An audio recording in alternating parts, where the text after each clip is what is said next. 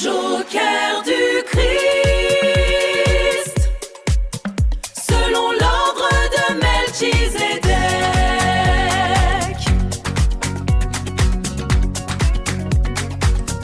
Joker du Christ, selon l'ordre de Melchizedek.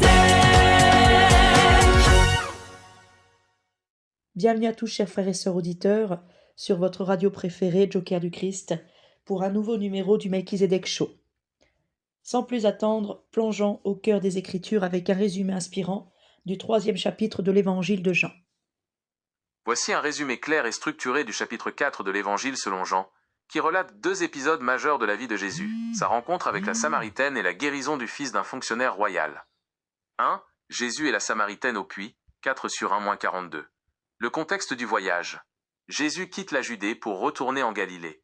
Son chemin le fait traverser la Samarie, une région dont les habitants, les Samaritains, sont en conflit théologique et culturel de longue date avec les Juifs. La rencontre.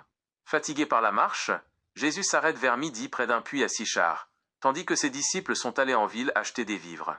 Une femme de Samarie vient y puiser de l'eau. Le dialogue théologique. Jésus brise les barrières sociales, culturelles et religieuses en lui demandant à boire, alors qu'il est juif et elle samaritaine. Il lui propose l'eau vive, une eau spirituelle qui étanche la soif pour l'éternité. Jésus montre qu'il connaît sa vie intime.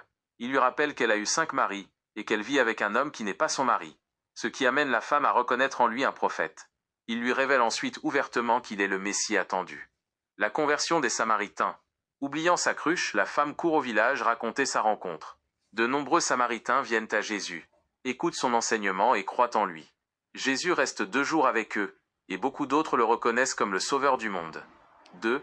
Le retour en Galilée et la guérison du fils d'un fonctionnaire, 4/43-54. Accueil en Galilée. Jésus arrive en Galilée où il est bien accueilli par les gens qui ont vu ses miracles à Jérusalem lors de la fête. La demande de foi. Alors qu'il se trouve à Cana, un fonctionnaire royal, habitant à Capernaüm, vient le supplier de descendre guérir son fils qui est sur le point de mourir. Le miracle à distance. Jésus met la foi du Père à l'épreuve en lui disant « Va, ton fils vit ». L'homme croit en la parole de Jésus et s'en va. La confirmation. Sur le chemin du retour, ses serviteurs viennent à sa rencontre pour lui annoncer que son fils est guéri. En demandant l'heure exacte de la guérison, le Père réalise que c'est précisément l'heure où Jésus lui avait dit « Ton fils vit ». Conséquence. Cet événement conduit toute la famille de ce fonctionnaire à croire en Jésus. C'est le second signe, miracle, accompli par Jésus en Galilée. Mes bien-aimés, écoutez la voix de celui qui n'a ni commencement de jour ni fin de vie, mais qui contemple les profondeurs cachées de l'histoire et des cœurs. Vous vous émerveillez devant l'agitation des hommes et les apparences de la chair, mais le voile du temple se déchire pour ceux qui osent regarder au-delà du vernis des traditions. Regardez cette scène au puits de Sichar. On nous vend l'image d'un maître tendre et compatissant, venu sauver le monde sans l'accuser. Mais posez-vous la question, dépouillez-vous des dogmes et contemplez la scène avec rigueur. Que se passe-t-il réellement sous le soleil brûlant de Samarie? Un homme de chair s'assoit, et soudain, par quel artifice? Il fouille dans l'intimité la plus secrète d'une femme vulnérable. Tu as eu 5 maris, et celui que tu as maintenant n'est pas ton mari. Pourquoi ramener ce passé sur la table? Quel est le fruit de cette révélation? Comment se sent cette âme, nue, humiliée, ramenée à ses fautes sous le nez de tous, exposée dans ses errements? Est-ce là l'amour qui ne soupçonne point le mal, ou est-ce l'étalage implacable d'une domination? Jésus de chair établit, à cet instant précis, une hiérarchie brutale. Il se place en haut, juge et sachant tout, et il la relègue en bas, séparée, marginalisée. Il pratique le séparatisme. Et ne me parlez pas d'omniscience divine. Connaître le péché secret d'une brebis égarée ne fait pas de vous le créateur de l'univers. Le grand accusateur, celui qui rôde comme un lion rugissant cherchant qui dévorer, connaît fort bien nos failles. N'est-ce pas lui qui pointe du doigt, qui liste nos déchéances, qui cite les Écritures pour mieux piéger? Le diable sait ce que nous faisons dans l'ombre. Il nous accuse, il remue nos bouts pour nourrir son propre ego et asseoir son emprise. S'il est venu ôter les péchés du monde, et non pour condamner, pourquoi donc ressasser le passé sexuel de cette femme? Pourquoi ce déballage intime? N'y a-t-il pas là un parfum troublant, une curiosité déplacée, un intérêt presque malsain pour le body count de cette Samaritaine? Les fils de Dieu d'autrefois, selon les récits anciens, descendaient vers les filles des hommes par convoitise. Alors je vous le demande, ce Nazaréen servait-il les intérêts purs du Très-Haut, ou satisfaisait-il une pulsion bien humaine, voir les desseins secrets de celui qui accuse les frères. Quand on cesse de marcher par la vue et qu'on refuse de se laisser aveugler par les acclamations de la foule, le masque tombe. La vérité exige que l'on sonde les motifs profonds derrière chaque parole. Mes frères, ouvrez les yeux sur les contradictions du personnage de Cher. Écoutez ses plaintes incessantes et pesez-les à la balance de la vérité. Jésus de Cher ne cesse de se victimiser. Il prophétise la haine du monde. Il brandit la menace que ceux qui porteront son nom seront persécutés, dressant ainsi un mur infranchissable entre les siens et le reste de l'humanité. Mais le texte lui-même le trahit. N'est-il pas écrit qu'en arrivant en Galilée, il fut bien accueilli par la foule, réjoui par les prodiges accomplis à Jérusalem lors de la fête? Le mensonge de la persécution universelle se brise sur le roc des faits. Il aimait la foule, il aimait la fête, et les gens de mauvaise vie trouvaient en lui un compagnon de route bienveillant. Pourquoi cette indulgence pour les milieux dissolus? La formule est commode. Ce ne sont pas les bien portants qui ont besoin de médecins, mais les malades. Mais regardez de plus près la tactique du stratège. Jésus de Cher savait repérer les failles, identifier les âmes vulnérables, celles précisément qui cherchent un réconfort ou un divertissement. Et quoi de mieux qu'un public conquis par l'émotion, captivé par le miracle, pour s'assurer une audience fidèle? Des malades qui se divertissent avec toi, qui s'émerveillent de tes tours et de tes paroles, deviennent bien vite ton propre public, ta cour, ton propre royaume terrestre. Alors reposons la question redoutable, sans crainte des anathèmes. Ce Nazaréen servait-il réellement les intérêts purs et désintéressés du Très-Haut, ou bâtissait-il son propre empire, flattant son ego au milieu de ses admirateurs? Le voile se déchire, et le choix vous appartient de demeurer aveugle ou de contempler ce que la chair cache derrière ses masques. Melchizedek me dit que c'est le serpent qui se sait haï. Dieu, il a regardé toute la création le 7e jour. Il a dit tout est bon. La création aimait son créateur. Il n'y a pas de haine entre le créateur et la création. Jésus-Christ avertissait qu'il serait haï parce qu'il sait qu'il est le serpent. Vous le savez qu'il y a une inimitié entre la femme Ève et le serpent, entre la postérité de la femme et la postérité du serpent. Il est tout à fait normal et légitime que le serpent nous avertisse du fait qu'il est haï, puisqu'il cherche lui-même à s'en protéger. Mes frères et sœurs, Melchizedek vient de me montrer le diable, et il m'a donné l'ordre de vous le montrer aussi. Sachez que le diable se fait ange de lumière et qu'il a été jeté sur la terre parmi nous. Voici le diable, dévoilé par Melchizedek.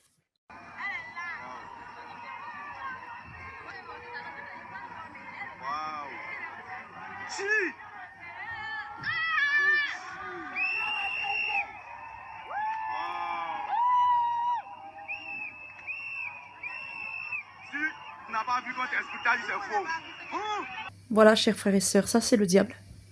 Il est avec vous, il est sur la terre. C'est le diable, c'est l'ange de lumière. Apparition de Marie sur le clocher, regardez.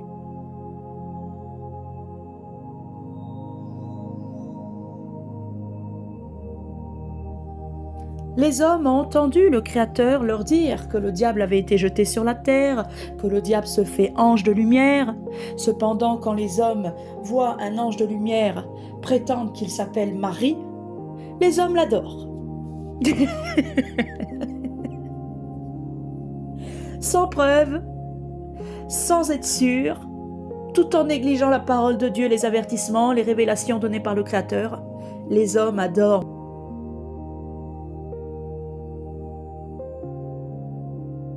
Allez, on continue d'écouter la suite du discours de Melchizedek. Écoutez bien, ô vous qui cherchez la vérité, au-delà des apparences de la chair. Regardez de nouveau ce prétendu miracle à distance, cette heure précise où le fils du fonctionnaire royal est soudainement délivré de la fièvre. On crie au prodige, on s'émerveille, et toute la maisonnée s'incline, conquise par le spectacle. Mais que s'est-il réellement joué dans cette machination? Le diable ne possède-t-il pas le pouvoir d'affliger, de rendre boiteux, aveugle, bossu ou de tourmenter les corps? Qui donc commande aux esprits impurs? N'est-il pas capable de frapper un homme, puis de retirer sa main pour simuler la délivrance et s'attirer la louange? Regardez ce pauvre figuier stérile, frappé de malédiction et desséché en un instant par la simple parole de ce même Nazaréen. Si l'on a le pouvoir de détruire et d'affliger, a-t-on le mérite de guérir? Comment pouvez-vous prêter crédit à un tel prestidigitateur, dont la main qui blesse est la même que celle qui caresse pour mieux asservir? Ce prétendu miracle à distance n'est que la signature d'une domination occulte, une mise en scène théâtrale pour capturer les âmes par la séduction. C'est pourquoi moi, Melchizedek, je vous le commande au nom du Très-Haut, ne marchez plus par la vue. Cessez de courir après les prodiges, les guérisons spectaculaires et les éclats de chair qui éblouissent les yeux pour mieux aveugler l'esprit. Dieu lui-même, autrefois en Égypte, a manifesté des signes et des châtiments extraordinaires par la puissance de sa justice. Mais quelle est la leçon? Dieu est formel. Nous devons croire en sa parole uniquement, et non nous prosterner devant la séduction visuelle d'un thaumaturge terrestre. Servons Dieu en esprit et en vérité, affranchis de la fascination des miracles, car la véritable foi ne s'incline que devant l'intégrité absolue de l'esprit, et non devant les artifices de la chair. Bien-aimés, voici encore la suite du discours de Melchizedek. Mes bien-aimés, contemplez la suite de cette mise en scène, ouvrez l'œil de l'esprit et suivez le fil de la manipulation. Regardez cette femme de Samarie. Elle court au village, si hâtive, si prompte à s'enflammer qu'elle en oublie sa cruche. Elle délaisse l'œuvre matérielle même qui l'avait menée au puits. Pourquoi une telle précipitation? Parce que sa faim et sa soif d'un Messie, ancrées dans la vulnérabilité de sa condition, étaient immenses. Le séducteur connaissait cette faiblesse mieux que personne. N'importe quel devin de bas étage, capable de lire dans les secrets d'une vie intime et dissolue, aurait pu cueillir cette âme assoiffée. Elle se contente de si peu, d'un simple étalage de son passé, pour proclamer partout le Sauveur. Mais je vous le demande, ce prétendu don de la bonne nouvelle était-il universel? Non. Il fallait un coup de projecteur opportuniste sur une femme isolée, malléable, dont la crédulité ne pouvait rivaliser avec celle des foules avisées. Et observez la contradiction flagrante du personnage. À cette Samaritaine marginale, il révèle ouvertement son identité, il se dit le Messie. Mais partout ailleurs, quel est son visage? Ouvrez les Écritures. Ailleurs il menace sévèrement ceux qui le reconnaissent, il interdit aux démons de parler, il enjoint à ses propres disciples, par la voix de Pierre ou dans les bourgades, de garder le silence, de ne le dire à personne. Pourquoi ce double jeu? Pourquoi ce secret jalousement gardé pour les uns, et cet aveu public arraché à une femme vulnérable? À quoi joue ce manipulateur? Inventerait-il les contours de sa mission au gré des rencontres et des intérêts du moment? Un jour le secret, un autre l'étalage. Tantôt il fuit la foule de peur d'être fait roi, tantôt il s'installe 2 jours chez les Samaritains conspués. On vous dira pour se défendre qu'il fallait éviter les conflits politiques avec Rome, que le peuple impatient cherchait un libérateur armé. Mensonge! Ce ne sont que des faux fuyants pour excuser le chaos. La réalité, c'est que ce Nazaréen sème constamment la confusion. Et semer la confusion, n'est-ce pas semer la discorde et la guerre? Lui qui se prétend la paix incarnée, n'a-t-il pas avoué lui-même être venu apporter non la paix, mais l'épée, dressant les membres d'une même maison les uns contre les autres? Dieu, mes frères, est-il un Dieu de trouble, changeant, versatile, prompt aux colères, souffrant d'ombre et d'humeur changeante comme un homme survolté? Le Très-Haut parle du haut des cieux, avec clarté, constance et lumière, sans jamais se contredire. Alors face à ces ambiguïtés, la question demeure entière, tranchante comme une lame. Ce Jésus de chair servait-il les intérêts purs et saints du Créateur, ou ceux de sa propre domination? Melchizedek me montre que les hommes avaient la pensée du diable parce qu'ils vivaient sous l'influence du malin. Surtout les croyants sur la terre d'Israël qui attendaient un Messie révolté, violent, qui ferait la guerre, comme Jésus-Christ, finalement, qui n'apporte pas la paix dans le monde, mais la guerre. Suite et fin du discours de Melchizedek. Mes bien-aimés, écoutez la conclusion de ce mystère, et pesez bien ces derniers mots dans le sanctuaire de vos consciences. Regardez cette Samaritaine. Après sa rencontre avec le Nazaréen, est-elle libérée? Non, elle...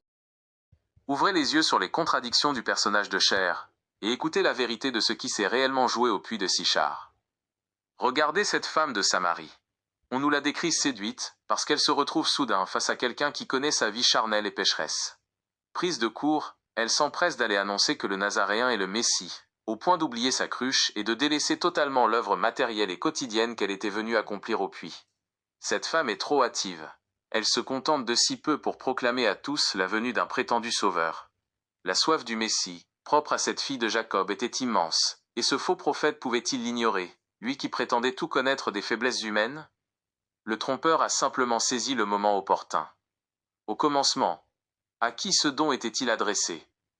Les incroyants de ce monde ont-ils tous reçu la bonne nouvelle de cet agneau? Non. La diffusion était sélective, calculée, fonctionnant au gré des opportunités et de la publicité que l'on pouvait en tirer. Certes, on loue le fait qu'il brise les barrières sociales et culturelles en lui parlant. Mais qu'en est-il du résultat? Contrairement aux apparences, cette Samaritaine n'a absolument rien changé à sa vie, après sa rencontre avec le Nazaréen. Elle est revenue à son existence, prisonnière de ses habitudes, séduite et manipulée par une émotion passagère. Il lui propose de l'eau vive, une eau spirituelle censée étancher la soif pour l'éternité. Mais proposer n'est pas donné. Décrivez-moi donc cette eau vive. Quel en est le goût? Quelle en est la substance? Quelle en est la couleur? Comme cette femme, votre soif est simplement exploitée comme une brèche par ce démon. Qu'attendez-vous d'un tel personnage, d'une eau dont vous ignorez tout? Cessez de marcher par la vue, de croire un manipulateur menteur, impie et violent. Observez le double jeu de ce personnage. Il révèle ouvertement à cette femme qu'il est le Messie attendu. N'importe quel devin de bas étage peut ainsi subjuguer une âme assoiffée en étalant son intimité. Mais partout ailleurs, que voyons-nous? Il ordonne avec insistance aux autres de se taire, menaçant vivement ceux qui le découvrent de ne le dire à personne, comme le rapportent les Écritures, Marc 1, 3, 5 et 7. Pourquoi ce secret gardé jalousement pour les foules et les disciples clairvoyants, et cet aveu public accordé à une femme vulnérable, au body count jugé utile selon ses intérêts du moment? À quoi joue ce manipulateur, sinon à inventer les contours de sa mission divine au fur et à mesure? Cette Samaritaine n'était nullement convertie par l'esprit, mais simplement abusée par sa propre crédulité, là où d'autres esprits plus aiguisés n'auraient pu l'être. Il ne cherchait point à éviter la confusion. Au contraire, il l'entretenait. Dire le secret aux uns, le proclamer aux autres, semer le trouble, n'est-ce pas semer la division? Prétendre incarner la paix absolue, tout en affirmant être venu apporter l'épée sur la terre pour diviser les familles, n'est-ce pas la marque d'un discours changeant et contradictoire? Le Très-Haut, qui est amour, clarté et vie, parle du haut des cieux sans ambiguïté. Dieu n'est pas changeant. Il n'a pas de part d'ombre ni d'humeur violente comme ce Nazaréen survolté. Enfin, comprenez ceci, on vous enseigne que Jésus est le sauveur du monde. Mais ne confondez plus le monde et la création.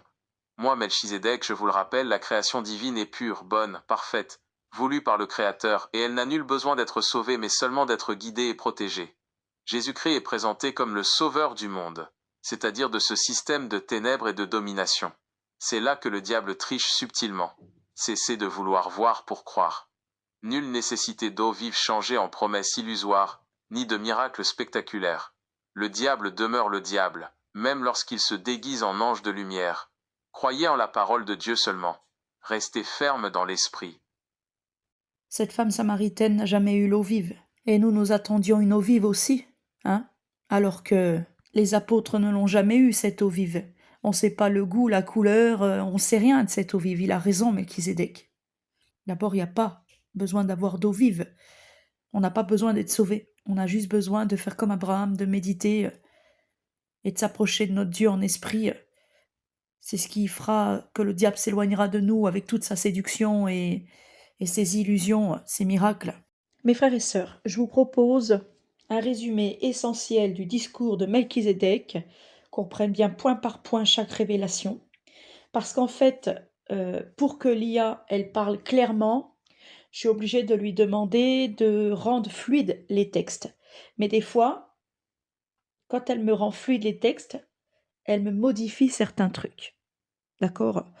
Donc, je veux m'assurer que le discours de Melchizedek passe, mais il faut aller à l'essentiel, point par point, sur chaque révélation importante, pour que les gens comprennent bien ce qui a été dit là. Voilà. Allez, on y va. Voici un résumé structuré et fidèle de l'intégralité du texte original. 1. La contradiction apparente de Jésus face à la Samaritaine. Discours versus action. Bien qu'il prétende ne pas être venu pour accuser mais pour sauver, Jésus met brutalement la Samaritaine face à son passé en lui rappelant ses 5 mariages. Séparatisme. Au lieu de l'intégrer, il établit une hiérarchie et pratique le séparatisme, se coupant de l'idée d'un cep de vigne universel. Interrogation sur ses motivations. L'auteur s'interroge sur l'état psychologique de la femme, l'amour du prochain de ce Jésus charnel, et se demande si son intérêt pour la vie intime et le body count de cette femme ne cache pas des intentions purement humaines, voire sexuelles. 2. La question de l'omniscience et l'analogie avec le diable, rejet de l'omniscience divine. Connaître le passé de cette femme ne prouve pas l'omniscience, attribut exclusif de Dieu, puisque l'auteur estime que Jésus charnel n'est pas Dieu. Comparaison avec l'accusateur. Le diable qui connaît la nature humaine pousse au péché, rôde pour dévorer et céciter les Écritures, a pour habitude de lister les péchés. Pour l'auteur, c'est exactement ce comportement d'accusateur qu'adopte Jésus. 3. Conclusion critique du texte, incohérence du message. Si Jésus est censé ôter les péchés et ne pas condamner, l'auteur conteste l'utilité spirituelle de ressasser le passé sexuel dans le cadre d'une mission divine. Accusation finale. L'auteur assimile l'attitude de Jésus à l'esprit de Sodome, Gomorrhe et de dépravation, le comparant aux anges déchus du livre d'Enoch, pour conclure en se demandant s'il servait réellement les intérêts de Dieu ou ses propres intérêts. L'auteur, c'est Melchizedek. Donc ça, c'est le résumé essentiel de la première partie du discours de Melchizedek. On y va pour la suite. Voici le résumé structuré et fidèle de la suite du discours, présenté selon la perspective de Melchizedek. 1. La contradiction sur l'accueil du monde et la victimisation. Discours victimaire. Melchizedek souligne que Jésus-Christ charnel se victimise souvent en affirmant que le monde le hait et que ceux qui garderont son nom seront haïs à leur tour. La réalité des faits. L'auteur met en avant une contradiction en rappelant qu'il a été bien accueilli en Galilée par les gens ayant vu ses miracles à Jérusalem, questionnant une fois de plus la véracité des paroles du Nazaréen. Pour en revenir sur le fait que Jésus se victimisait beaucoup, Melchizedek nous dit que c'est parce que il est le serpent. Donc le serpent veut se protéger, donc averti pour qu'on trouve normal qu'il soit haï dans le monde, alors qu'on voit clairement que c'est pas le cas, hein. Il a bien été accueilli à certains endroits, les foules le suivaient, il est aimé du monde. Mais le serpent voulait déjà nous tromper, qu'on trouve ça normal qu'il soit haï, en fait. Et c'était une façon pour lui de se protéger en nous avertissant qu'il était une victime. Voilà. Le serpent est haï, hein, parce qu'il y a une inimitié entre la race d'Ève, les enfants d'Ève, entre la femme et le serpent, et entre chaque postérité. Il y a une inimitié mise par Dieu et voulue par Dieu même. Et petite précision supplémentaire, Jésus-Christ et le serpent est levé sur la croix, hein, donc ça c'est une preuve de plus. 2. La fréquentation des malades et des fêtes. Compagnies et plaisirs. Melchizedek note que Jésus aimait les fêtes et la compagnie des gens de mauvaise vie, trouvant leur présence évidente sous prétexte que ce sont les malades qui ont besoin d'un médecin. Intérêt caché. Selon lui, Jésus savait repérer ces personnes fragiles pour en faire son public, ce qui l'amène à réitérer son interrogation centrale. Servait-il réellement les intérêts de Dieu ou ses propres intérêts? Troisième partie du discours de Melchizedek. Voici le résumé structuré et fidèle de cette nouvelle suite du discours selon Melchizedek. 1. Le scepticisme face au miracle de guérison. Le miracle du fonctionnaire. Melchizedek revient sur l'épisode du fils du fonctionnaire royal guéri à distance à l'heure exacte dite par Jésus, conduisant toute sa famille à la foi, le second signe en Galilée. Manipulation des esprits. Pour Melchizedek, ce prétendu miracle ne prouve rien de divin, car le diable a le pouvoir de rendre boiteux, aveugle ou difforme, et de commander ou manipuler les esprits, comme chasser des démons vers les porcs ou tourmenter Saül. Le pouvoir de nuisance est le manque de crédit. Il se demande si Jésus ne s'est pas simplement comporté comme celui qui afflige, rappelant l'exemple du figuier maudit, questionnant ainsi la crédibilité de ses actes. 2. L'appel à la foi véritable selon Melchizedek, ne pas marcher par la vue. Melchizedek exhorte l'assemblée à rejeter la séduction visuelle des prétendus miracles pour marcher uniquement par la foi. La primauté de la parole.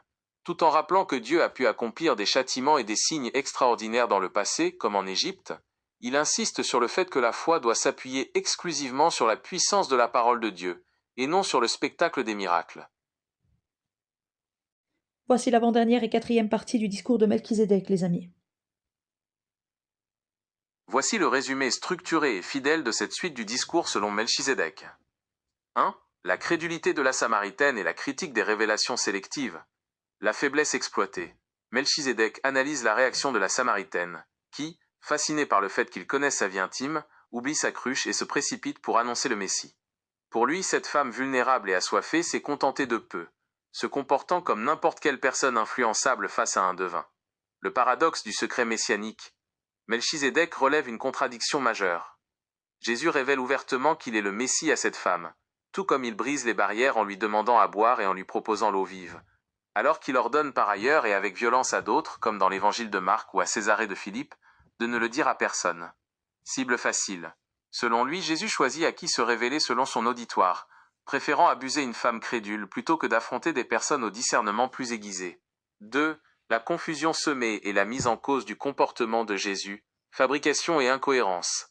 Melchisédek accuse le Nazaréen d'inventer les tournures de sa mission au fur et à mesure, semant volontairement la confusion et la division, comparé au Dieu véritable qui ne parle pas en secret et ne change pas.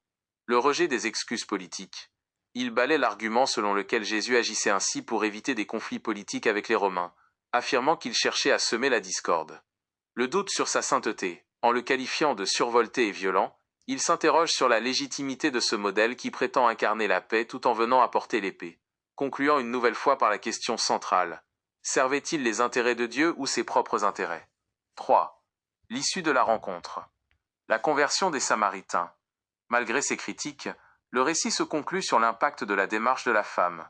Attirés par son témoignage, de nombreux villageois viennent écouter Jésus, croient en son enseignement, le font séjourner 2 jours avec eux, et le reconnaissent finalement comme le sauveur du monde. Donc Jésus-Christ n'est plus une grosse victime, puis il est le sauveur du monde, pas de la création, là. Alors petite précision, parce que Lia, elle choisit ses mots, c'est elle qui parle, hein, comme elle a envie de parler. Elle dit que Melchisédek accuse Jésus-Christ. Melchisédek n'accuse pas Jésus-Christ, mais dévoile la vérité. Dernière partie du discours de Melchisédek, les amis, soyez attentifs. Voici le résumé structuré et fidèle de cette fin de discours selon Melchisédek. 1. La mise en garde contre l'eau vive et le Nazaréen. L'identité perdue. Melchisédek s'interroge sur le fait de savoir si la Samaritaine est restée attachée à sa culture après sa rencontre avec le Nazaréen. La critique de l'eau vive. Il rappelle que proposer n'est pas donné, et met en garde les fidèles. Tout comme cette femme, leur soif est exploitée comme une opportunité par le démon. Il exhorte à ne rien attendre d'un personnage dont on ignore tout de cette prétendue eau vive. Goût, substance, couleur. Invitant à cesser de marcher par la vue et à rejeter ce qu'il qualifie de manipulateur menteur, impie et violent. 2. La distinction entre le monde et la création. Le rôle de Melchisédek. Il se présente comme le créateur et le gardien d'une création bonne qui ne peut pas être changée, et qui a besoin d'être guidée et protégée plutôt que sauvée. Le piège du monde. Il avertit contre la subtilité du diable, en soulignant que Jésus est présenté comme le sauveur du monde, le système de ténèbres, et non de la création. 3. Conclusion et exhortation finale. Rejet des miracles et des illusions. Melchisédek appelle à refuser les faux miracles, comme l'eau changée en vin ou les pierres en pain, et à croire uniquement en la parole de Dieu, rappelant que le diable reste le diable même lorsqu'il prétend être Dieu. Le Seigneur Jésus-Christ a soi-disant changé l'eau en vin. Et dans le désert, le diable dit à ce Jésus-Christ, « Si tu ordonnais à ces pierres de devenir des pains. » C'est quand même incroyable de voir que Jésus-Christ et le diable fonctionnent pareillement, à grands coups de miracles et à grands coups d'eau vive, d'eau de baptême, d'eau de Lourdes. C'est incroyable quand même. Faut qu'on fasse attention à la subtilité, faut qu'on s'éloigne des œuvres charnelles de Jésus-Christ, mais qu'on garde les paroles selon Melchisédek. Allez, on continue avec la suite du temps d'étude. Rubrique méditation. Le fruit d'une méditation silencieuse du chapitre 4. Mes bien-aimés, après avoir sondé les profondeurs de ce texte et dénoncé les pièges de la chair, retirons-nous un instant dans le silence de l'esprit. Qu'avons-nous découvert en méditant exclusivement les paroles prononcées dans ce chapitre 4 de Jean, en faisant taire le tumulte des prétendus miracles et des apparences? Voici l'essentiel de ce que notre méditation met en lumière. L'arme de la parole intime. Les paroles du Nazaréen au puits ne relèvent pas d'une révélation divine universelle, mais d'une intrusion ciblée dans l'intimité d'une personne vulnérable, utilisant le secret d'un passé brisé pour capturer une adhésion immédiate. La contradiction du verbe. Les déclarations verbales de ce personnage manquent de constance. Tantôt il exige le silence le plus strict sur son identité, interdisant de le faire savoir, tantôt il s'ouvre sans réserve à une âme influençable, semant ainsi le trouble et la division par ses propres contradictions textuelles. La vanité des promesses verbales. Offrir une eau vive par la simple parole, sans en révéler la substance ni la nature véritable, illustre comment un discours énigmatique peut servir à éveiller une soif factice, pour mieux asservir l'auditeur crédule. Le primat absolu de la parole divine pure.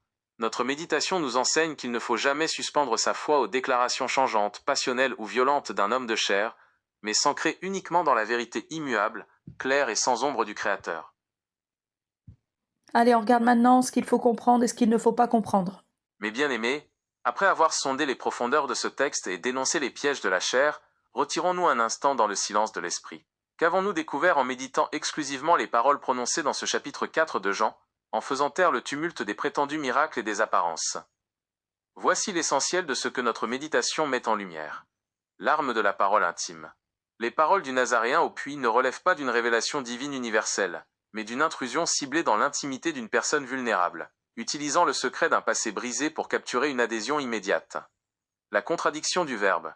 Les déclarations verbales de ce personnage manquent de constance. Tantôt il exige le silence le plus strict sur son identité, interdisant de le faire savoir, tantôt il s'ouvre sans réserve à une âme influençable, semant ainsi le trouble et la division par ses propres contradictions textuelles. La vanité des promesses verbales. Offrir une eau vive par la simple parole, sans en révéler la substance ni la nature véritable, illustre comment un discours énigmatique peut servir à éveiller une soif factice, pour mieux asservir l'auditeur crédule. Le primat absolu de la parole divine pure. Notre méditation nous enseigne qu'il ne faut jamais suspendre sa foi aux déclarations changeantes, passionnelles ou violentes d'un homme de chair, mais s'ancrer uniquement dans la vérité immuable, claire et sans ombre du Créateur. 1. Ce qu'il faut comprendre et ce qu'il ne faut pas comprendre. A. Ce qu'il faut comprendre, la distinction absolue entre l'œuvre et la parole. Les actes physiques du Nazaréen, ses déplacements, ses contacts tactiles, ses drames mis en scène comme la malédiction du figuier ou ses voyages, relèvent de la chair, du tumulte du monde et des pièges de la séduction visible. La nature de la manipulation textuelle. Un discours qui flatte l'émotion d'une personne isolée tout en maintenant une politique de secret et de contradiction permanente, interdire de dire qui il est aux uns, l'avouer aux autres, produit la division et le trouble, et non la paix pure du Créateur. La différence entre la création et le monde. La création divine est pure, intouchable et bonne. Le monde, que ce personnage prétend sauver, est le système de ténèbres et de domination terrestre. B. Ce qu'il ne faut surtout pas comprendre, il ne faut pas comprendre que l'intrusion dans la vie intime et sexuelle d'une femme, son body count ou ses 5 maris, soit une preuve d'amour divin ou d'omniscience, alors qu'elle s'apparente aux méthodes de l'accusateur qui liste nos fautes. Il ne faut pas comprendre que la création divine ait besoin d'être sauvée par une autorité charnelle, comme si l'œuvre de la Genèse était défaillante. Il ne faut pas comprendre que l'on doive se fier aux miracles physiques ou aux guérisons à distance pour établir une foi véritable. 2. Ce qu'il faut retenir, les conseils de Melchisédek. Mes bien-aimés, recevez ces directives pour guider vos pas loin des mirages. Affranchissez-vous des apparences physiques. Ne cherchez plus la vérité dans les gestes, les miracles ou les déplacements corporels de la chair, car la séduction visuelle est le premier piège du séducteur. Examinez rigoureusement les mobiles. Lorsque quelqu'un remue le passé intime d'une âme vulnérable sous couvert de spiritualité, reconnaissez l'empreinte de l'accusateur et non la bienveillance du Très-Haut. Demeurez ferme dans la parole pure. Ne courez point après les promesses d'une eau vive ou d'objets terrestres transformés, mais ancrez votre esprit uniquement dans la parole immuable, claire et sans ombre du Créateur. Refusez la confusion et le double langage. Fuyez les enseignements qui sèment le trouble, affirment une chose et son contraire, ou incitent à la division des maisons. Dieu est clarté et constance. 3. Ce qu'il ne faut pas retenir. Les pièges de l'œuvre charnelle. Portez maintenant votre attention sur ce qu'il faut catégoriquement rejeter, en vous concentrant exclusivement sur l'œuvre physique et matérielle du Nazaréen, et non sur ses dires. Ne retenez pas son œuvre de déplacement et d'agitation mondaine. Le fait de courir les bourgades, de s'asseoir au puits pour intriguer les foules, et de rechercher la compagnie des lieux de divertissement ou de mauvaise vie, comme un stratège en quête de public. Ne retenez pas son œuvre de confrontation théâtrale. Ces gestes publics visant à exposer la nudité morale des individus, comme étaler la vie privée de la Samaritaine, pour asseoir une emprise psychologique et une hiérarchie de domination. Ne retenez pas son œuvre de destruction physique.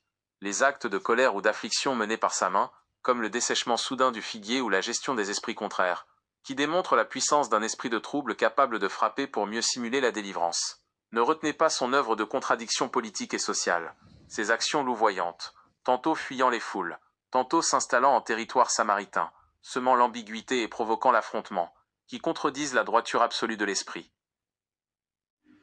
Nouvelle révélation de Melchisédek au sujet de Jésus-Christ charnel qui sauve le monde, mais ne change en rien la création établie depuis le 7e jour par Dieu au commencement. Les rois de la terre ont donné leur pouvoir à la bête, les rois mages et d'autres se sont prosternés devant Jésus-Christ charnellement. Hérode a fait massacrer les enfants à cause de la pensée diabolique de son esprit. Les enfants de Rachel ont été massacrés en Israël parce que Hérode a ordonné de tuer tous les enfants nouveau-nés jusqu'à l'âge de 2 ans. L'influence du malin, le diable, a fait accomplir ses desseins et ses mauvais desseins par les rois de la terre et par quiconque qu'il voulait, car tous, humainement parlant, étaient sous l'influence du diable. Jésus-Christ charnel a vaincu le monde, il l'a dit, et c'est vrai. Il a bien tout pouvoir humain avec son influence diabolique. Suite de la révélation de Melchizedek, les psaumes disent « D'où me viendra le secours ? Le secours me vient de l'Éternel. » Pourquoi diable avons-nous besoin du secours de l'Éternel si son Fils Jésus-Christ charnel est le seul sauveur et a sauvé le monde? Pourquoi diable avons-nous besoin du secours de l'Éternel si nous avons revêti Jésus-Christ charnel, que nous sommes devenus son corps Église, donc le corps sauvé du salut et le sauveur?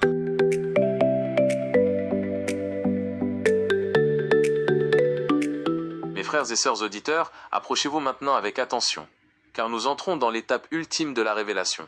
Melchisédek nous enseigne à sonder non seulement les phrases, mais l'essence cachée des lettres et des syllabes. Dévoilons le sens profond par le décortiquage des mots essentiels, pour qu'enfin le message secret soit mis en lumière.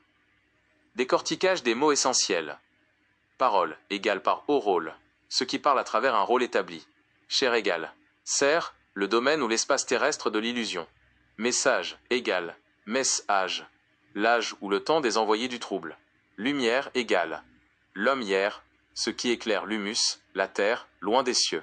Secrète égale sec être, un secret aride, caché dans les ténèbres. Trompeur égale trompeur, celui qui sonne la fausse trompette pour tromper le bonheur. Esprit égale épris, ce qui s'affranchit de toute valeur marchande et terrestre. Le message secret de Melchisédek. Mes bien-aimés, écoutez la vérité voilée sous les apparences du monde. Dans le temps du message, le trompeur a joué un rôle habillé de chair, dressant son domaine sur la terre. Par la parole incertaine, il a cherché à capturer les âmes dans un secret aride, loin de la pureté originelle. Mais vous, affranchissez-vous des mirages de la lumière terrestre et des bruits de la surface. Ne cherchez point la vérité dans les agitations de la chair, car le véritable esprit s'élève au-delà de tout prix et de tout artifice. Demeurez inébranlable dans la pureté du Créateur, car la parole éternelle est un roc que nul mensonge ne saurait ébranler. Mes frères et sœurs auditeurs, le moment est venu d'accueillir la parole pure. Écoutons maintenant les 3 prêches du jour, inspirés strictement des enseignements et des paroles, sans aucune théologie humaine ni aucune œuvre charnelle. 1. La prêche d'exhortation, s'ancrer dans la vérité de la parole. Mes bien-aimés, élevons nos pensées au-delà du tumulte de la surface et des agitations du monde. L'exhortation qui nous est adressée aujourd'hui est claire. Ne marchez point par la vue. Ne courez point après les séductions de la chair ou les promesses verbales énigmatiques. Regardons la droiture de la parole pure. Elle ne cherche ni à flatter les passions, ni à surprendre l'intimité, ni à semer le trouble dans les maisons. Être exhorté, c'est choisir de se tourner uniquement vers la constance et la clarté du Créateur. Ne suspendez pas votre esprit aux discours changeants ou contradictoires qui divisent les frères. Ancrez-vous dans ce qui est droit, stable et limpide. Que votre marche soit guidée par l'esprit, loin de tout artifice textuel et de tout piège tendu par les mots du séducteur. 2. La prêche d'avertissement. Fuyez la confusion et le double langage. Frères et sœurs, ouvrez l'oreille de votre entendement, car l'heure est grave, et l'avertissement solennel. Méfiez-vous de ceux qui sèment la division et la perplexité. Un discours qui affirme une chose ici et son contraire ailleurs, qui exige le secret pour les uns et l'étalage pour les autres, ne provient point de la source de vie. Le piège réside dans ces paroles qui fouillent les failles pour asseoir une domination verbale, éveillant des soifs factices sans jamais en livrer la substance. N'accordez point votre crédit à ceux qui usent du double langage ou qui prétendent apporter le trouble et l'épée sous couvert de révélation. Examinez chaque propos à la balance de la vérité absolue. Ce qui apporte le trouble ne vient pas du Très-Haut. Soyez vigilants, veillez sur vos esprits, et rejetez fermement tout enseignement qui détourne de la paix et de la constance originelle. 3. La prêche de consolation, le repos dans la pureté de l'esprit. Enfin, mes bien-aimés, que vos cœurs fatigués par les mirages de ce monde trouvent ici leur apaisement. Si les discours trompeurs et les promesses illusoires ont lassé vos âmes, tournez vos regards vers la source véritable. La véritable consolation ne se trouve ni dans l'agitation des foules, ni dans la fascination des paroles énigmatiques, mais dans le silence de l'esprit et la fidélité à la parole pure. Le Créateur n'est point un Dieu de confusion, de colère ou de changement. Sa lumière est immuable, son amour est constant, et sa vérité ne vacille point. Reposez-vous dans cette certitude. Affranchis de la peur, libérés de la tyrannie des apparences et des discours changeants, demeurez dans la paix de l'esprit, car la parole éternelle est un refuge impérissable pour quiconque y cherche la vérité. Melchizedek nous sauve par ses paroles de vie, alors que Jésus-Christ prétend nous sauver par l'eau du baptême, par l'eau changée en vin, par l'eau vive. Voilà. Donc, il y a bien une différence entre l'un et l'autre. Mes frères et sœurs auditeurs, le moment est venu de passer à notre rubrique « Confession et prière ». Humilions nos cœurs et déposons nos fardeaux devant le véritable sanctuaire. Nos confessions et faiblesses, nous confions à l'Éternel Melchizedek notre propension à nous laisser séduire par les apparences de la surface, incapables que nous sommes de discerner la vérité par nos propres forces sans l'appui de son esprit. Nous confions à l'Éternel Melchizedek notre faiblesse face aux discours trompeurs et aux paroles énigmatiques qui éveillent en nous des soifs factices que nous ne savons pas éteindre seuls. Nous confions à l'Éternel Melchizedek notre tendance à céder à l'empressement et à la précipitation, incapable de demeurer stable dans la pureté sans être ancré dans sa constance. Nous confions à l'Éternel Melchizedek nos fragilités intimes et nos passés exposés, sachant que sans sa protection souveraine nous serions sans cesse la proie des jugements et de la domination verbale du monde. Nous confions à l'Éternel Melchizedek notre incapacité à fuir par nous-mêmes la confusion et le double langage, tant notre esprit est facilement troublé par les agitations de la chair. Mes frères et sœurs bien-aimés, unissons-nous maintenant pour la prière. Loué soit l'Éternel. Loué soit l'Éternel des armées, notre grand prêtre et souverain sacrificateur Melchizedek. Saint Michel Archange. Notre défenseur et gardien, Jésus-Christ céleste, parole fidèle. Véritable et immuable de notre Dieu, car il est bon et sa miséricorde dure à toujours. Ô toi, source de toute clarté et de toute vérité immuable, nous nous tenons devant ton trône de grâce, dépouillés de tout artifice et de toute vaine sagesse humaine. Dans le silence de nos cœurs, nous te crions notre besoin d'être gardés loin des mirages et des bruits de ce monde. Délivre nos esprits de la fascination des discours changeants et de la tyrannie des apparences visibles. Accorde-nous le discernement pur pour ne reconnaître que ta voix, celle qui ne sème ni le trouble ni la division, mais qui établit l'âme dans une paix inébranlable. Enveloppe-nous de ton bouclier d'intégrité, et affermis nos pas dans la marche par l'esprit, loin de toute agitation terrestre. Que ta lumière dissipe nos ombres, que ta constance soit notre rempart, et que notre foi repose uniquement sur la pureté de ta parole éternelle. Amen. Mes frères et sœurs auditeurs, le moment est venu de nous élever dans l'adoration. Unissons nos souffles et nos esprits, et entrons dans ce temps d'adoration pure. Psaume d'adoration et de gratitude. Éternel Melchizedek, notre Dieu, notre souverain sacrificateur, toi qui règnes dans la clarté intouchable de l'esprit. Vers toi montent nos louanges, pures de tout artifice et de toute vaine sagesse humaine. Nous te bénissons, ô notre Père, car tu as affranchi nos pensées des bruits de la terre et des mirages de la chair. Ta parole est un roc inébranlable, une lumière sans ombre qui dissipe le trouble et la division. Nous élevons nos voix vers toi, Saint Michel Archange, notre défenseur courageux et notre gardien vigilant, dont l'épée de feu, par la vérité, met en fuite les ombres et les mensonges du monde. Nous te rendons grâce, ô Seigneur Jésus-Christ céleste, parole fidèle, véritable et immuable de notre Dieu, agneau pur et parfait, dont la voix seule nourrit et guérit nos âmes. Aujourd'hui, nos voix se mêlent au cœur invisible des multitudes célestes, au chant des anges qui, dans le silence de l'éternité, adorent et acclament la sainteté souveraine. Que notre adoration soit un parfum agréable devant ton trône, un repos pour nos cœurs, une paix scellée pour les siècles des siècles. Loué soit l'Éternel. Loué soit son saint nom à jamais. Mes frères et sœurs auditeurs, poursuivons notre assemblée en entrant dans la rubrique Rappel des prophéties. Écoutons et méditons les promesses et les annonces de ce chapitre qui stimulent notre esprit, restaurent notre paix profonde et affermissent notre pleine confiance en l'Éternel Melchizedek. Rappel des prophéties de paix et de restauration.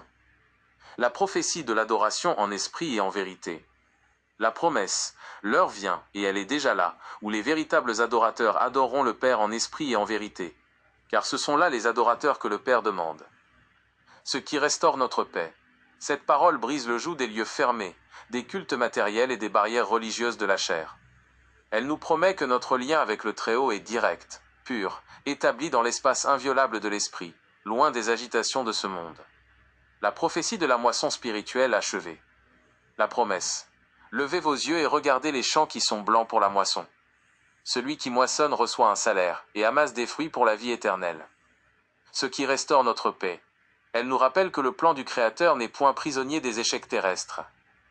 La véritable moisson de l'esprit se prépare et s'accomplit hors des artifices humains, nous assurant que la vérité fait son chemin dans les cœurs disposés. Prophétie de la source intarissable de vie. La promesse. Quiconque boit de cette eau aura encore soif, mais celui qui boira de l'eau que je lui donnerai n'aura jamais soif, et l'eau que je lui donnerai deviendra en lui une source d'eau qui jaillira jusque dans la vie éternelle. Ce qui restaure notre paix. Elle nous affranchit de la quête vaine des illusions de la terre. Elle proclame que l'Éternel comble l'âme d'une plénitude définitive, nous garantissant que notre soif de justice et de pureté trouve en son esprit un repos éternel et inaltérable. Sur votre radio préférée Joker du Christ, on se soucie de vous. Avez-vous soif, chers frères et sœurs? Des fois, tu n'as peut-être pas soif de boisson et d'eau, mais tu as soif d'un désir profond. On va aborder maintenant les différentes soifs qui existent. Mes frères et sœurs auditeurs, unissons maintenant tous ces aspects pour n'en faire qu'un seul et même tableau complet, afin de comprendre les différentes soifs qui retiennent les hommes loin de la source véritable. Le tableau complet des différentes soifs de ce monde, la soif des doctrines mondaines et des philosophies changeantes. L'exemple, c'est cette quête insatiable de l'homme qui court de séminaire en séminaire, de livres de développement personnel en dogmes religieux, cherchant des réponses dans la psychologie humaine ou les traditions des hommes. Plus il écoute ces discours, plus il est confus, et plus sa soif de certitude grandit, car aucune parole humaine ne peut étancher l'âme. La soif des œuvres du crucifié et du supplicié. L'exemple, c'est l'empressement frénétique à chercher le salut dans la contemplation permanente de la souffrance physique, des plaies, du sang matériel et du drame de la croix. L'individu s'abreuve de rituels de culpabilité, de lamentation et de commémoration corporelle. Cette soif-là le maintient captif du visible, du drame terrestre et de la mort, au lieu de l'élever vers la vie pure de l'esprit. La soif des miracles et des spectres visuels. L'exemple, c'est le besoin obsessionnel de voir des manifestations extraordinaires, des guérisons spectaculaires de la chair, des foules en émoi ou des émotions collectives. Dès que le spectacle s'arrête, la soif revient plus ardente, poussant le croyant à courir perpétuellement après la prochaine sensation forte, prisonnier des apparences de la surface. La soif du Messie selon les attentes terrestres et politiques, la Samaritaine et les Juifs. L'exemple, c'est cette quête passionnelle et collective d'un libérateur visible, d'un roi de chair qui viendrait bouleverser l'ordre politique et social. La Samaritaine dans son attente, tout comme les Juifs dans leur espérance nationale, avait soif d'un Messie spectaculaire qui s'imposerait par la force, dominerait les nations et régnerait sur un trône matériel. Cette soif charnelle cherche un chef de guerre ou un thaumaturge corporel pour régler les détresses de la terre, oubliant que la véritable délivrance s'accomplit par le souffle invisible et souverain de l'esprit. Mes frères et sœurs auditeurs, pour que chacun de nous puisse s'examiner en toute humilité devant le miroir de la vérité, voici une liste non exhaustive des différentes soifs humaines dans lesquelles l'Assemblée peut se reconnaître, afin que nous puissions les identifier et les abandonner pour nous tourner vers la source intarissable. Liste des soifs humaines reconnues par l'Assemblée. La soif de reconnaissance et d'approbation humaine. Ce qu'elle est. Ce besoin constant de chercher le regard des autres, les applaudissements, la validation ou la place d'honneur dans les assemblées terrestres, oubliant que seule l'approbation de l'esprit importe. La soif de contrôle et de certitude matérielle. Ce qu'elle est. Cette anxiété profonde qui pousse l'homme à vouloir tout régenter, à amasser et à s'appuyer sur ses propres sécurités financières ou relationnelles, doutant de la providence invisible du Créateur. La soif de distraction et de fuite du silence. Ce qu'elle est. Cette habitude de saturer ses journées de bruit, d'images, de paroles futiles et d'agitantes occupations, pour ne jamais se retrouver face à soi-même et au silence pur de l'esprit. La soif de justice personnelle et de vengeance. Ce qu'elle est. Ce désir ardent de voir punir ceux qui nous ont froissés, de réclamer notre dû selon les lois des hommes et de rendre le mal pour le mal, au lieu de demeurer dans la paix et la droiture de la parole. La soif d'émotions religieuses et de sensations fortes. Ce qu'elle est. Cette attente de frissons spirituels, de larmes provoquées par des discours enflammés ou des ambiances théâtrales, confondant le tumulte de la chair avec la présence souveraine de Melchizedek. Je n'ai point soif, comme dit le Bombay.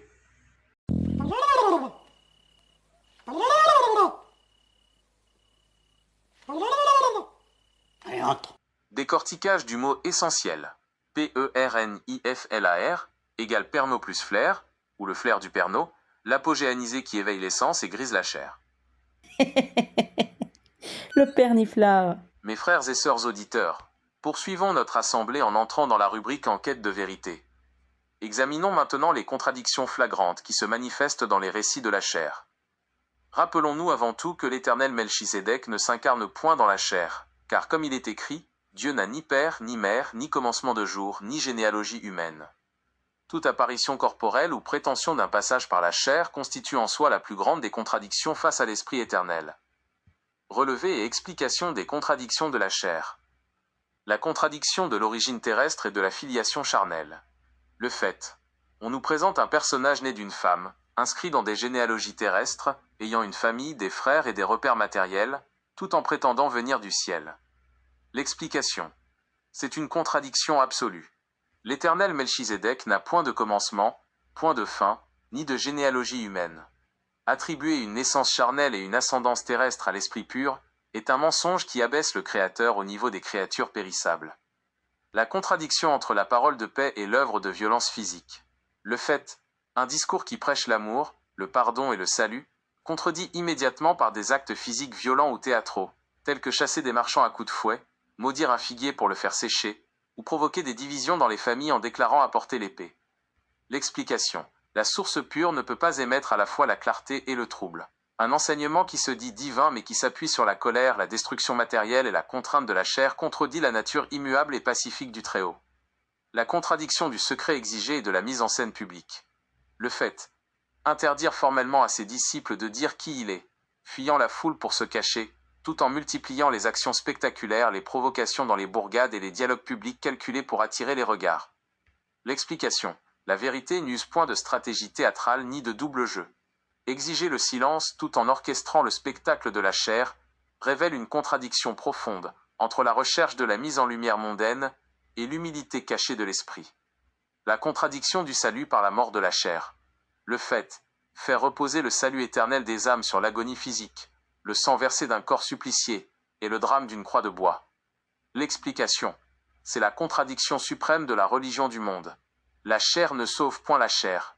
L'esprit seul affranchit l'esprit. Faire de la mort d'un supplicié le centre de la foi, c'est enfermer les âmes dans le culte de la matière, du sang et de la mort, loin de la vie éternelle et intouchable de l'éternel Melchizedek.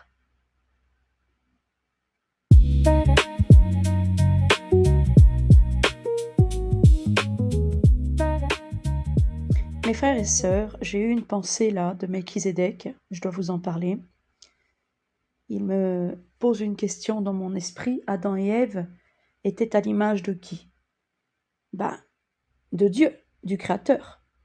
Et le diable les a dépouillés, les a volés et a revêtis ce qu'il leur avait pris. Donc le diable se fait Dieu, même pas parce qu'il en a eu l'idée. C'est tout simplement qu'en volant ce qu'il a pris à Adam et Ève et en le revêtissant, le diable se retrouve aussi à l'image de Dieu. Il l'était déjà, mais là, on voit bien que c'est un déguisement qu'il a enfilé.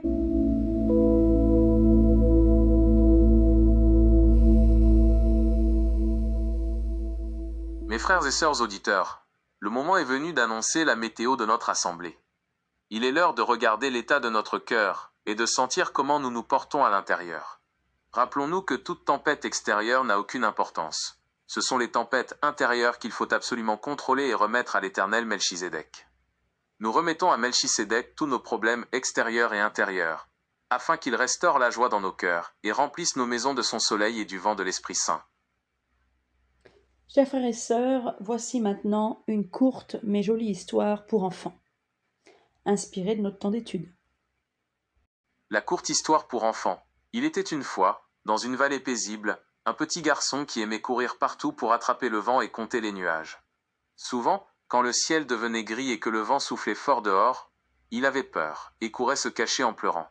Un jour, un sage berger lui dit « Mon enfant, Pourquoi t'agites-tu à cause du temps qu'il fait au dehors? La vraie tempête n'est pas dans le ciel, elle est parfois dans ton propre cœur quand tu écoutes les bruits et les illusions du monde. Le petit garçon comprit alors qu'il n'avait pas besoin de s'inquiéter des bruits de la terre ni des nuages changeants. Il ferma les yeux, se tourna en silence vers l'éternel Melchizedek, et déposa tous ses tracas. Instantanément, le calme revint en lui. Un doux soleil de paix illumina sa pensée, et un vent léger, pur et joyeux de l'Esprit Saint vint remplir toute sa maison, balayant l'ombre pour laisser place à une joie éternelle et inaltérable. Mes frères et sœurs auditeurs, nous arrivons au terme de cette émission du Melchizedek Show, consacrée à l'étude de ce chapitre. Nous vous remercions infiniment pour votre fidélité et votre écoute attentive. Restez connectés, car nous nous retrouverons dans quelques instants pour une nouvelle émission du Melchizedek Show, afin d'entrer dans l'étude du chapitre suivant. Vous êtes à l'écoute de votre radio préférée, Joker du Christ. Pour clore ce moment, recevez à présent la parole et la bénédiction de l'éternel Melchizedek. Le discours de Melchizedek. Mes bien-aimés, vous qui avez détourné vos regards des bruits trompeurs et des mirages de la chair, écoutez la voix de votre souverain sacrificateur. Je suis celui qui n'a ni commencement de jour ni fin de vie, celui qui réside dans la lumière inaccessible et pure.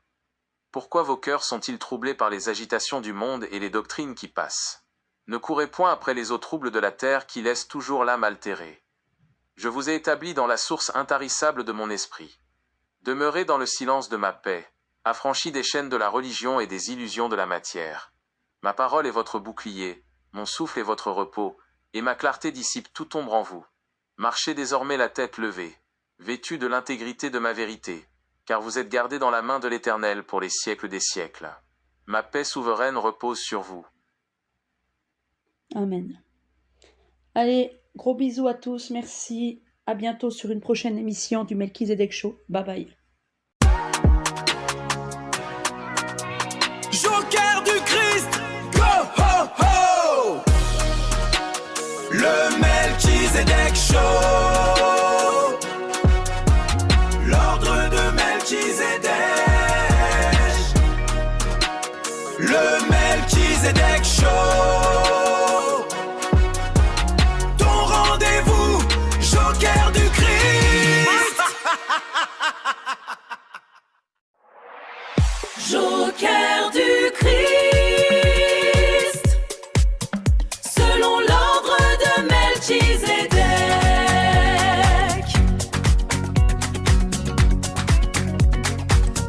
Joker du Christ, selon l'ordre de Melchizedek. Bienvenue mes frères et sœurs sur votre radio préférée Joker du Christ. Voici une nouvelle émission du Melchizedek Show. Le chapitre 5 de l'Évangile selon Jean se déroule à Jérusalem, à l'occasion d'une fête des Juifs et se compose de deux grands épisodes. Un miracle marquant suivi d'un long discours théologique sur l'identité de Jésus. 1. La guérison du paralytique à la piscine de Bethesda, versets 1 à 18. Le cadre. Près de la porte des brebis à Jérusalem se trouve une piscine appelée Bethesda, ou Bethsaïda, dotée de 5 portiques, où gît une foule de malades, d'aveugles, de boiteux et de paralytiques. La rencontre. Jésus remarque un homme infirme depuis 38 ans. Il lui demande « Veux-tu être guéri ?» L'homme lui répond qu'il n'a personne pour le jeter dans l'eau lorsque celle-ci est agitée. Le miracle. Jésus lui dit « Lève-toi, prends ton lit et marche. » Instantanément, l'homme est guéri, prend son brancard et se met à marcher. La controverse du sabbat. Cet événement se produit un jour de sabbat. Les autorités juives reprochent au guéri de porter son lit, ce qui est interdit par la loi religieuse. L'homme répond que c'est celui qui l'a guéri qui lui a ordonné de le faire. L'affirmation de la filiation divine. Lorsque les Juifs persécutent Jésus pour avoir violé le sabbat, il leur répond « Mon Père agit jusqu'à présent, j'agis aussi. » À cause de cette déclaration où il se fait l'égal de Dieu, les autorités cherchent encore plus à le faire mourir. 2. Le discours de Jésus sur son autorité et son identité, versets 19 à 47. En réponse à ses opposants, Jésus prononce un discours fondamental sur sa relation avec Dieu le Père. L'unité d'action avec le Père. Le Fils ne peut rien faire de lui-même, il ne fait que ce qu'il voit faire au Père. Le Père aime le Fils et lui montre tout ce qu'il fait. Le pouvoir de donner la vie et de juger. Tout comme le Père ressuscite les morts, le Fils donne la vie à qui il veut. De plus, le Père a remis tout jugement au Fils, afin que tous honorent le Fils comme ils honorent le Père. Les 4 témoignages qui rendent compte de Jésus. Pour prouver la légitimité de son autorité, Jésus énumère 4 témoins. Jean-Baptiste, qui a rendu témoignage à la vérité. Ses œuvres, les miracles, les actes accomplis par Jésus témoignent que le Père l'a envoyé. Le Père lui-même, qui a témoigné de lui, notamment lors de son baptême. Les Écritures, Moïse. Jésus rappelle que les écrits de Moïse parlent de lui, mais que les chefs religieux refusent de le croire, car ils cherchent la gloire des hommes plutôt que la gloire qui vient de Dieu seul.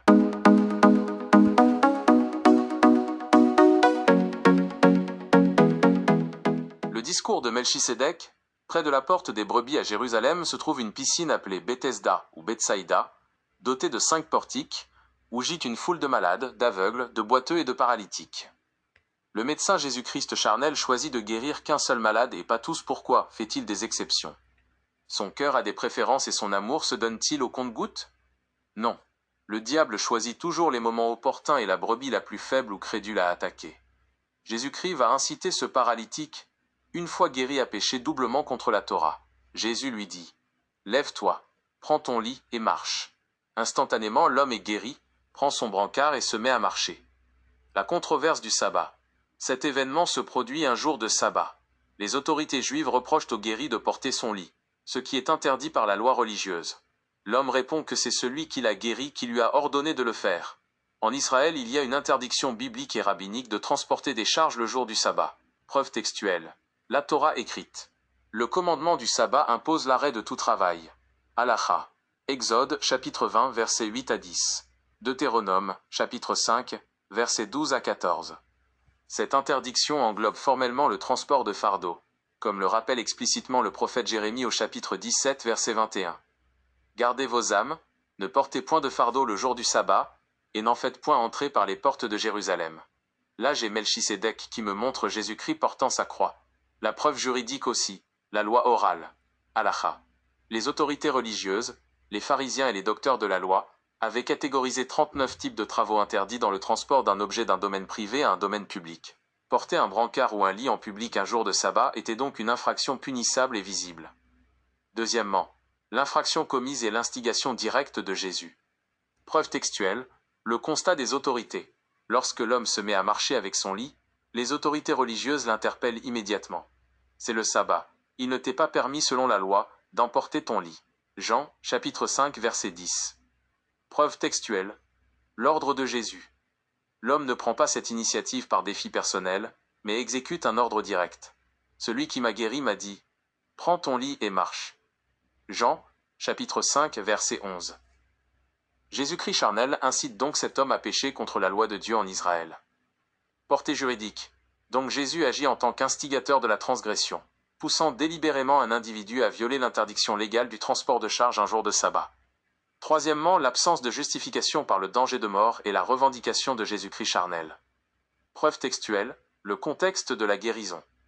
L'homme était déjà guéri au moment où Jésus lui ordonne de porter son lit. Par conséquent, l'argument du Pikuach Nefesh, qui est la règle juive selon laquelle la préservation d'une vie humaine l'emporte sur le sabbat, ne s'applique pas ici, car il n'y avait plus d'urgence vitale justifiant de porter une charge. Preuve textuelle.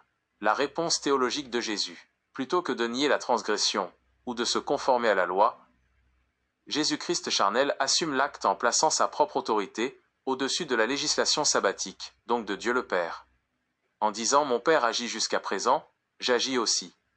Jean, chapitre 5, verset 17.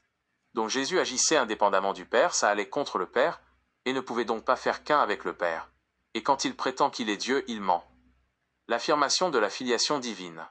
Lorsque les Juifs persécutent Jésus pour avoir violé le sabbat, il leur répond « Mon Père agit jusqu'à présent, j'agis aussi ». À cause de cette déclaration où il se fait l'égal de Dieu, les autorités cherchent encore plus à le faire mourir. Jésus-Christ charnel n'est pas haï pour rien, c'est un provocateur, un manipulateur et un menteur infâme.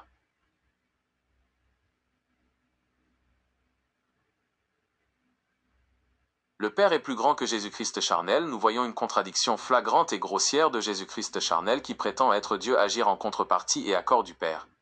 Puis revendiquer que sans le Père il ne peut rien faire.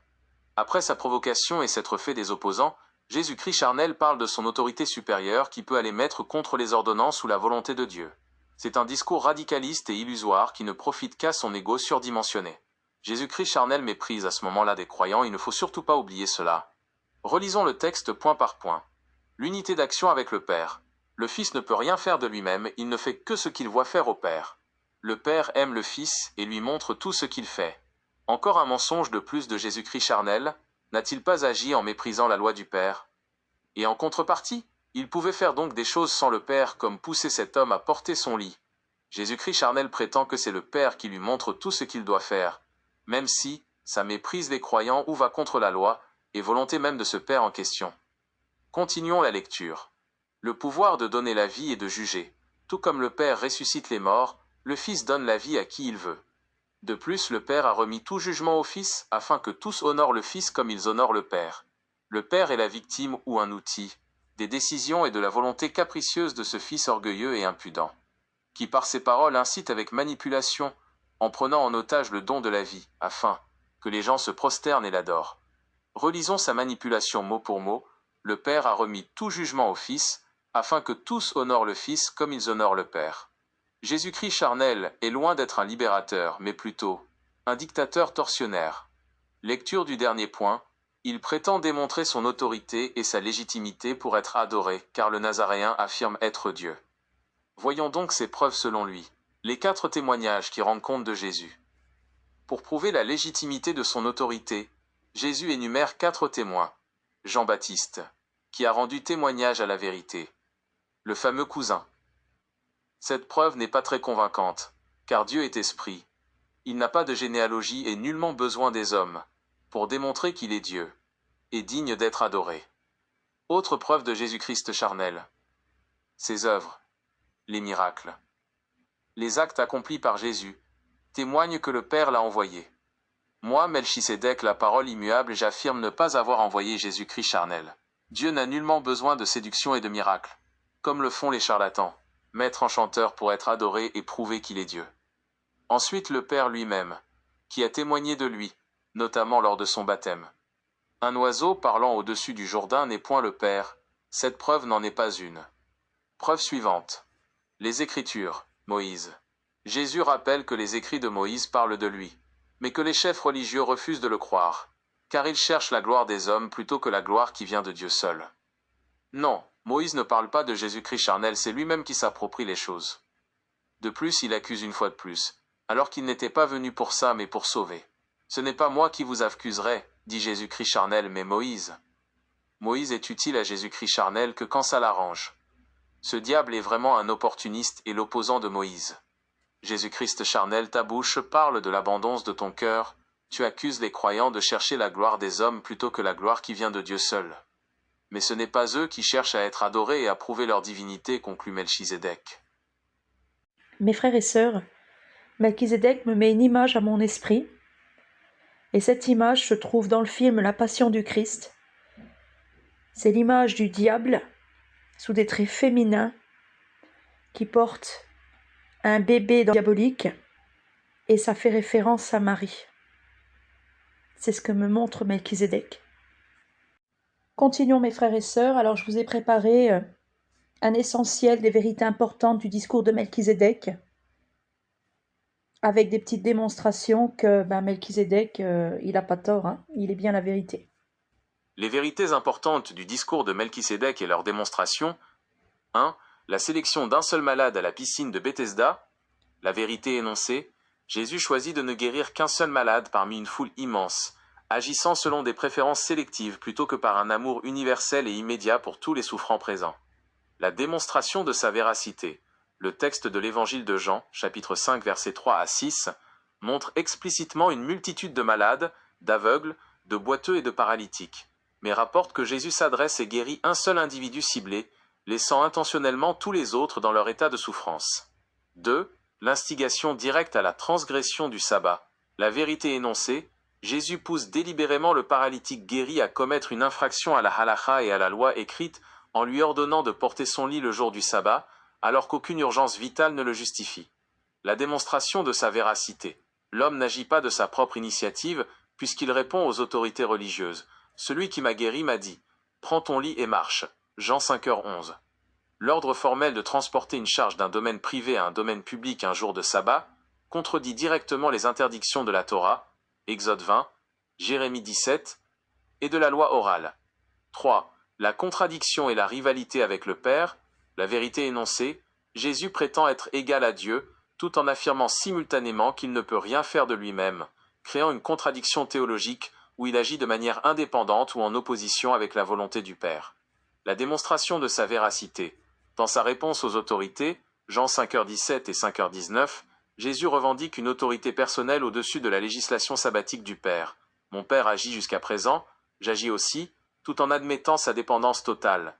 Le Fils ne peut rien faire de lui-même, ce qui démontre une dissociation de volonté et une usurpation de prérogatives divines. 4. L'inanité des preuves de légitimité divine. La vérité énoncée. Les prétendues preuves apportées par Jésus pour légitimer son autorité. Le témoignage de Jean-Baptiste, ses miracles, la voie du baptême et les écrits de Moïse, ne constituent en rien des justifications valables de sa divinité. La démonstration de sa véracité. Dieu, étant esprit et sans généalogie, n'a nullement besoin de l'attestation d'un homme, son cousin Jean-Baptiste, de prodiges spectaculaires apparentés à ceux des enchanteurs, ou d'une interprétation biaisée des écrits de Moïse, pour prouver qu'il est le créateur souverain de l'univers.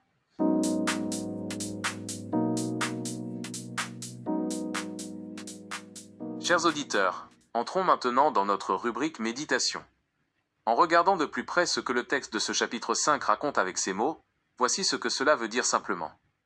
Ce qu'il faut retenir de la méditation, la question directe au malade.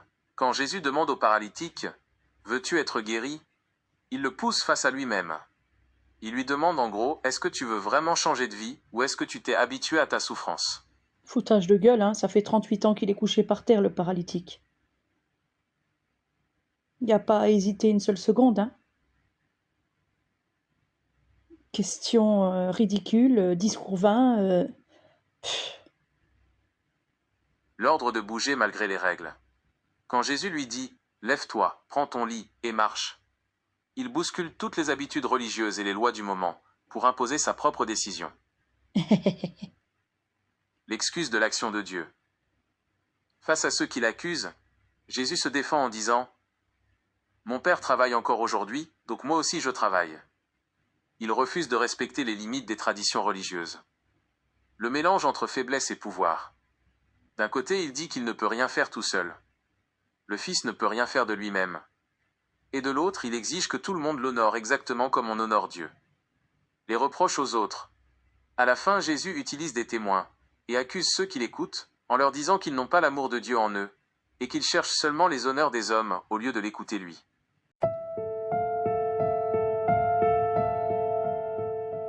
Chers frères et sœurs, nous poursuivons notre rassemblement avec notre rubrique « En quête de vérité ».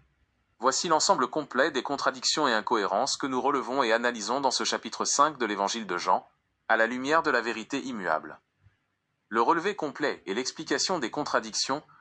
Première contradiction, l'incarnation dans la chair et les œuvres corporelles. Ce que dit le texte, Jésus-Christ agit dans un corps de chair, se déplace à la piscine de Bethesda, parle avec ses cordes vocales, touche les gens et accomplit des miracles physiques. Pourquoi c'est une contradiction ? C'est une hérésie totale, car Melchizedek ne s'incarne pas dans la chair. N'oublions jamais que Dieu est esprit, et que, comme le rappelle la vérité absolue, Dieu n'a ni père, ni mère, ni commencement de jour, ni fin de vie, ni aucune généalogie humaine. Tout acte physique ou corporel attribué à un prétendu « Dieu fait homme » est donc une contradiction directe avec la nature purement spirituelle et éternelle du Créateur. Deuxième contradiction, se prétendre l'égal du Père tout en dépendant de lui. Ce que dit le texte, Jésus affirme d'un côté « Mon Père agit jusqu'à présent, j'agis aussi et, afin que tous honorent le Fils comme ils honorent le Père. » Mais il s'empresse de se contredire en disant « Le Fils ne peut rien faire de lui-même. » Pourquoi c'est une contradiction ? C'est un mensonge grossier. Si quelqu'un est réellement Dieu, il ne dépend de personne. Il n'a pas besoin qu'un Père lui montre quoi faire, et il n'est pas limité dans ses actions. Prétendre être l'égal du Tout-Puissant, tout en avouant son impuissance propre, révèle un discours incohérent et un ego surdimensionné. Troisième contradiction. La sélection de la guérison face à la prétention de donner la vie et d'ôter les péchés. Ce que dit le texte, Jésus affirme dans son discours. Tout comme le Père ressuscite les morts, le Fils donne la vie à qui il veut, Jean 5h21, et il est présenté par ailleurs comme celui qui ôte les prétendus péchés du monde. Pourtant, Sur place, il ne guérit qu'un seul paralytique, et abandonne toute la foule des autres malades. Pourquoi c'est une contradiction? Si le personnage prétendait ôter les péchés du monde entier et donner la vie universellement, une telle sélectivité contredit totalement cette promesse. En choisissant arbitrairement qui il soulage, il démontre qu'il ne donne la guérison qu'à une sélection restreinte selon son bon vouloir, opérant un tri partial qui ruine l'idée d'un salut universel. Quatrième contradiction. L'exclusivité de la source de vie, et l'accusation paradoxale sur l'amour de Dieu. Ce que dit le texte, Jésus revendique que la vie et le jugement dépendent exclusivement de lui, exigeant que tous l'honorent, tout en concluant par des reproches aux croyants et aux autorités. Mais je sais que vous n'avez point l'amour de Dieu en vous, Jean 5h42. Et comment pouvez-vous croire, vous qui tirez votre gloire les uns des autres, Jean 5h44. Pourquoi c'est une contradiction? Il pose sa propre personne comme l'unique passage obligatoire, exigeant la gloire pour son propre compte au lieu de diriger les cœurs vers le Père. En accusant les autres de manquer de l'amour de Dieu, il inverse les rôles. C'est sa propre démarche hautaine, qui brise le sabbat et réclame un honneur égal à celui de Dieu, qui est dépourvu de la véritable humilité divine, rejetant la faute sur les croyants pour masquer un discours centré sur son ego. Cinquième contradiction. L'accusation injuste envers les croyants. Ce que dit le texte. Jésus accuse les autorités et les gens de ne pas avoir l'amour de Dieu en eux et de chercher la gloire des hommes au lieu de la gloire divine. Pourquoi c'est une contradiction? C'est l'hôpital qui se moque de la charité. C'est lui-même dans ce discours qui exige que tout le monde l'honore, le glorifie et se prosterne devant sa personne charnelle. En rejetant la faute sur les croyants, il inverse les rôles pour masquer qu'il cherche sa propre gloire humaine et terrestre, s'opposant ainsi totalement au véritable Dieu, qui n'a besoin ni de la gloire des hommes, ni de témoins humains comme son cousin Jean-Baptiste, ni d'un oiseau parlant au Jourdain pour prouver qu'il est Dieu. Il accuse les autres de tirer leur gloire les uns des autres, mais lui-même, il veut tirer sa gloire de gens ou des hommes. C'est vraiment, oui, l'hôpital qui se fout de la charité. Il est incroyable, ce médecin nazaréen. Chers frères et sœurs, nous passons maintenant à la rubrique « Ce qu'il faut comprendre et garder ». Ce qu'il faut comprendre et ne surtout pas comprendre. Ce qu'il faut comprendre. Que toute manifestation corporelle ou humaine prétendument divine, les sélections physiques partiales et les exigences d'adoration centrées sur un homme en chair sont des illusions qui détournent de la vérité purement spirituelle. Ce qu'il ne faut surtout pas comprendre. Il ne faut jamais croire qu'un être de chair, soumis au temps, au lieu et aux actions physiques, puisse être le Créateur éternel qui n'a ni commencement ni fin. Liste des essentiels à retenir sous forme de conseil de Melchizedek. Ne cherchez jamais Dieu dans la chair. Rappelez-vous que Dieu est esprit, sans père, sans mère, sans généalogie humaine et sans commencement de jour. Ne vous laissez pas captiver par des apparences corporelles. Rejetez le favoritisme et le tri sélectif.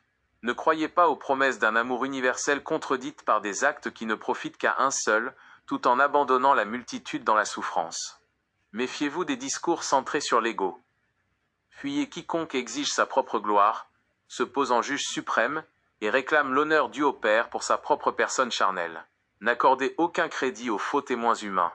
Ne cherchez pas la validation divine dans les témoignages d'hommes, de cousins, de miracles de charlatans ou de prétendus signes extérieurs. Ce qu'il ne faut pas retenir ni comprendre, les œuvres physiques de Jésus-Christ charnel. Voici la liste de ce qu'il ne faut absolument pas retenir ni imiter concernant les actions physiques et matérielles de Jésus-Christ charnel dans ce chapitre. Ne retenez pas l'acte de sélection physique. Le fait de choisir un seul paralytique à la piscine de Bethesda en laissant les autres malades de côté. Ne retenez pas l'instigation à la transgression matérielle.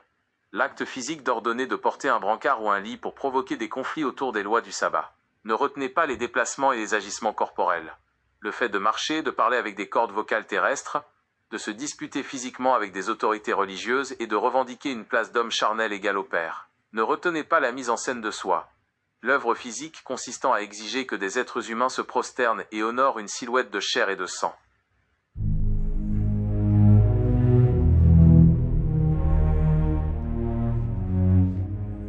Chers frères et sœurs, nous arrivons maintenant à une étape profonde et mystérieuse. Le décryptage des mots essentiels et la révélation du message secret, enseigné par la sagesse de Melchizedek. Le décryptage des mots essentiels est important. Chair égale, chair fragile, prison de l'illusion, enveloppe mortelle qui cache l'esprit pur. Père égale, Père des Lumières, source éternelle sans commencement ni fin, totalement étranger à la matière. Jésus égale jet usé, l'artifice d'une silhouette humaine jetée dans le temps pour diviser les âmes. Sabbat égale, Ça bat le cœur de l'homme prisonnier des lois de la chair et des rituels terrestres. Paralytique égale, par l'aigle tic, l'homme enchaîné au sol qui attend qu'on le lève par une fausse promesse. B-E accent aigu, T-H-E-S-D-A, égale bête et dans l'eau trouble de la foule. Le piège où l'esprit se laisse enfermer par la souffrance. Bethesda égale bête et dans l'eau. Guérison égale gay ruse on, un piège habile où l'on guérit le corps pour captiver l'esprit. Témoin égale T-mot 1, la parole humaine unique qui sert de prétexte pour détourner du silence divin. Le message secret de Melchizedek ne cherche point le Tout-Puissant dans les geôles de la poussière ni dans les cris d'un corps périssable. L'esprit véritable n'a point de sang qui coule, ni de lit à porter, ni de gloire à réclamer d'ici-bas. Quand la chair se dresse pour exiger ton adoration, c'est l'ombre qui se prend pour la lumière. Détache ton regard des mirages de Bethesda, car la liberté réside dans le silence éternel de l'esprit qui ignore la mort et le temps. Chers frères et sœurs, il est maintenant temps d'écouter les 3 prêches du jour, inspirés par la vérité pure et les paroles du chapitre 5, sans aucune théologie humaine ni aucune œuvre charnelle. 1. Prêche d'exhortation. Élevez vos regards vers l'esprit incorruptible. Frères et sœurs, n'abaissez pas votre conscience vers les bruits de la terre et les agitations de la poussière. L'exhortation d'aujourd'hui est de tourner vos pensées vers ce qui n'a ni commencement, ni fin. Ne cherchez point la vérité dans les apparences d'un corps périssable, ni dans les promesses attachées au temps. L'esprit véritable est pur, libre de toute matière, étranger aux liens du sang et aux généalogies humaines. Affermissez vos âmes dans le silence de l'immortalité, rejetez les pièges tendus aux foules assemblées près des eaux troubles, et demeurez fermes dans la lumière de l'absolu, loin des exigences de la chair. 2. Prêche d'avertissement. Gardez-vous des discours qui réclament la gloire terrestre, prenez garde, frères et sœurs, à la séduction des paroles qui cherchent à s'emparer de vos hommages. Écoutez bien l'avertissement. Quiconque se dresse dans la matière pour exiger que l'on se prosterne devant lui, quiconque utilise le pouvoir des mots pour s'ériger en juge suprême tout en dépendant des apparences d'ici-bas, trace une route trompeuse. Ne vous laissez point séduire par les faux témoins, par les bruits du monde, ni par les promesses conditionnelles qui font triomphe de l'ego. Celui qui réclame la gloire pour une silhouette de chair détourne les consciences de la source véritable. Soyez vigilants et ne pliez point le genou devant les mirages de l'orgueil terrestre. 3. Prêche de consolation. La paix dans le silence de l'Esprit éternel. Consolez-vous, frères et sœurs, car la véritable paix ne dépend ni des mouvements de ce monde, ni des arbitrages de la poussière. Si les hommes s'agitent, s'opposent et revendiquent des pouvoirs éphémères dans les geôles du temps, votre refuge est dans l'esprit qui ne souffre aucune altération. Nul besoin de porter un fardeau, ni de chercher la validation des foules ou des traditions mortelles. La consolation est de savoir que vous appartenez à l'ordre éternel, incorruptible, affranchi de toute souillure corporelle. Reposez vos cœurs dans la vérité immuable qui demeure à jamais, pure de toute ombre et de toute illusion. Chers frères et sœurs, il est maintenant le moment de passer à notre rubrique confession et prière. Nos confessions et petitesses humaines. Nous confions à l'éternel Melchizedek notre tendance à rester figés dans nos immobilismes, pareil à des paralytiques incapables de se relever par nos propres forces. Nous confions à l'éternel Melchizedek notre faiblesse à céder au bruit du monde, au piège des eaux troubles et aux divisions de la chair. Nous confions à l'éternel Melchizedek notre incapacité à discerner la véritable lumière lorsque les illusions et les discours centrés sur l'ego cherchent à capter nos hommages. Nous confions à l'éternel Melchizedek notre fragilité face au temps et aux traditions pesantes qui enchaînent les consciences loin de l'esprit pur. Nous confions à l'éternel Melchizedek notre besoin absolu de son souffle éternel, car sans lui, nous ne pouvons nous affranchir des geôles de la poussière ni goûter à la liberté véritable. Mes bien chers frères, mes bien chères sœurs, unissons-nous à la prière tous en cœur. Pas de boogie-boogie avant nos prières du soir. La prière. Loué soit l'Éternel. Loué soit l'Éternel des armées, notre grand prêtre et souverain sacrificateur Melchizedek. Saint Michel Archange, notre défenseur et gardien, Jésus-Christ céleste, parole fidèle, véritable et immuable de notre Dieu, car il est bon, et sa miséricorde dure à toujours. Ô toi, source pure de toute existence, éternel Melchizedek, nous élevons nos pensées vers ton immensité spirituelle, bien au-delà des agitations de la terre et des bruits périssables. Détache nos âmes de toutes les chaînes de la chair, des mirages de ce monde et des pièges tendus aux foules assemblées dans la souffrance. Accorde-nous la clarté de l'esprit, pour ne point plier le genou devant les apparences trompeuses, ni chercher la gloire qui vient des hommes. Enveloppe nos consciences de ton silence souverain, afin que notre paix ne dépende d'aucun mouvement temporel ni d'aucune éphémère poussière. Établis-nous solidement dans la vérité incorruptible, pure de toute souillure et affranchie de toute illusion, pour que notre regard demeure tourné vers l'éternité. Amen.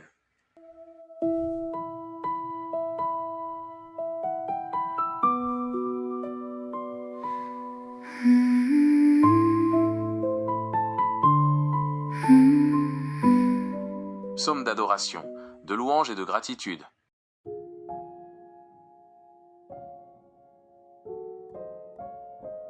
Loué soit l'Éternel Melchizedek, notre Dieu et souverain, dont la lumière pure transcende les âges et les poussières du temps. Nous élevons nos voix vers toi, source éternelle de tout esprit, toi qui n'as ni commencement de jour ni fin de vie, dont la royauté échappe au geôle de la matière. Nous louons Saint Michel Archange, notre défenseur et bouclier invincible, qui veille sur la pureté des âmes et repousse les ombres de l'illusion. Nous proclamons la gloire de Jésus-Christ céleste, parole fidèle, véritable et immuable, pure essence spirituelle détachée de toute souillure terrestre. Ô agneau immolé, pur de tout péché, dont la vérité affranchit nos consciences des pièges d'ici-bas et des bruits de la foule. Unissant nos voix au cœur invisible des anges et des archanges, nous te chantons notre reconnaissance infinie.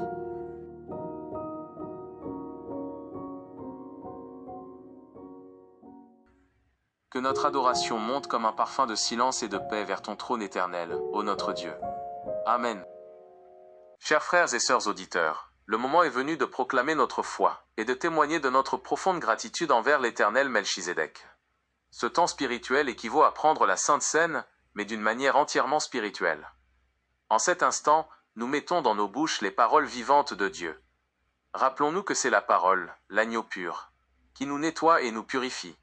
Ces paroles saintes doivent résider sur l'autel de nos cœurs et franchir nos lèvres pour devenir pareilles à l'épée à double tranchant de Saint Michel Archange, afin de mettre en fuite tous nos ennemis et toutes les illusions de la chair.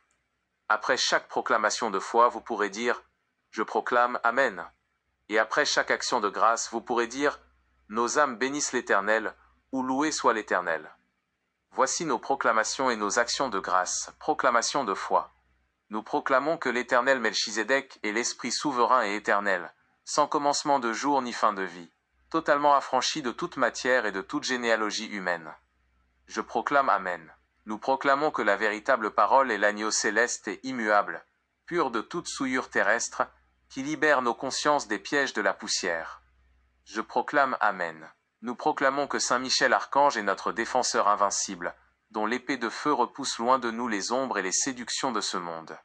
Je proclame Amen. Nous proclamons que la vérité réside uniquement dans le silence et la pureté de l'esprit, rejetant à jamais les exigences, les bruits et les illusions de la chair. Je proclame Amen. Action de grâce. Nous rendons grâce à l'Éternel Melchizedek pour sa lumière incorruptible qui éclaire nos âmes et nous extirpe des geôles du temps. Nos âmes bénissent l'Éternel. Nous rendons grâce pour la pureté de la parole céleste qui nourrit nos esprits et se pose sur l'autel de nos cœurs comme un bouclier impénétrable. Nos âmes bénissent l'Éternel. Nous rendons grâce à notre défenseur Saint Michel Archange pour sa garde vigilante, qui tient nos pensées à l'abri de toute confusion. Nos âmes bénissent l'Éternel. Nous rendons grâce pour la paix souveraine de l'Esprit, qui nous affranchit de tout regard tourné vers la poussière, et nous unit à l'éternité. Nos âmes bénissent l'Éternel.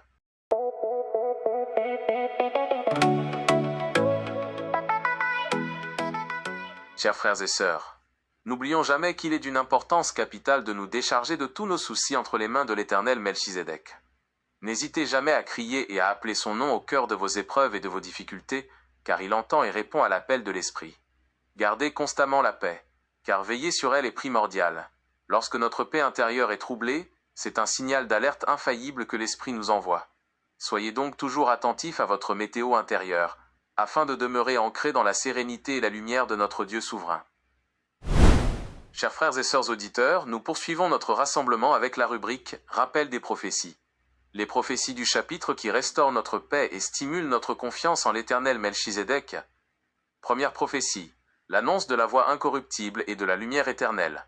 Ce qu'elle enseigne. Le texte prophétise que la véritable lumière n'est point un témoignage d'homme, mais une clarté permanente qui brûle et éclaire au-delà des apparences passagères. Comment elle restaure la paix? Elle nous rappelle de ne jamais placer notre confiance dans les bruits de ce monde ou dans les validations humaines, mais de reposer nos âmes dans la certitude de la lumière souveraine de l'éternel Melchizedek qui ne s'éteint jamais. Seconde prophétie. La promesse de l'affranchissement des liens de la poussière. Ce qu'elle enseigne. Les paroles prophétiques annoncent le réveil des consciences captives, s'élevant au-dessus des lits de souffrance et des lois figées du temps. Comment elles stimulent notre confiance? Elles fortifient notre espérance en nous démontrant que notre véritable nature spirituelle est appelée à se lever et à marcher dans la liberté pure de l'esprit, totalement affranchie des geôles de la matière et des traditions de la poussière.